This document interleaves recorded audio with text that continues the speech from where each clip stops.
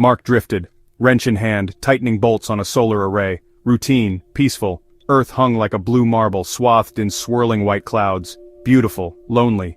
He missed the chatter of the station crew, the comforting hum of life support. Out here, silence pressed against him, vast and unending. He longed to be back inside, safe.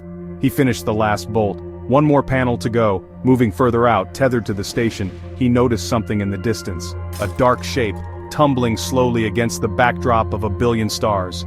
Debris, probably.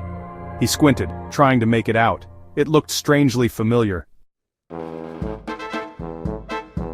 Curiosity piqued. Mark adjusted his trajectory, using his suit thrusters to drift closer to the object. It grew larger, taking on a more defined form.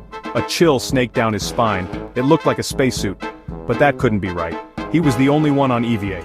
Panic flared in his chest, a tight knot of dread. He fought it down, forcing himself to breathe, to think rationally. Maybe it was an old suit, jettisoned from a previous mission. Yes, that had to be it. As he drew closer, the sun glinted off the visor of the suit, a flash of blinding light. Mark winced, instinctively shielding his eyes. When he could see again, he was close enough to make out details. The suit was battered, scarred, oxygen tank depleted. He felt a tremor of unease. This wasn't just any old suit.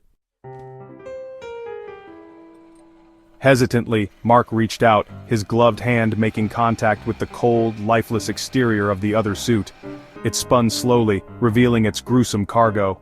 Mark stared in disbelief, his blood turning to ice in his veins. It was him. His own face, contorted in a silent scream, stared back from behind the cracked visor. Empty eyes reflected the endless void. His mind recoiled, refusing to accept the impossible. He was looking at his own corpse. Terror, raw and primal, seized him. He tried to scream, but no sound escaped his lips. Only the hiss of his own panicked breaths filled his helmet. His heart hammered against his ribs, a frantic drumbeat against the silence of space. The tether, his lifeline to the station, suddenly felt flimsy, insignificant. He was utterly alone, adrift with a ghostly doppelganger, a chilling mockery of his own mortality. Time lost all meaning. How long had he been staring at his own lifeless form? Minutes, hours, he couldn't tell. His mind, overwhelmed, clung to the impossible image before him, unable to process, unable to escape. The vastness of space, once awe-inspiring, now felt like a suffocating cage. He was trapped, adrift in a nightmare with no escape. A single question echoed through the emptiness of his mind, a chilling whisper against the silence. How?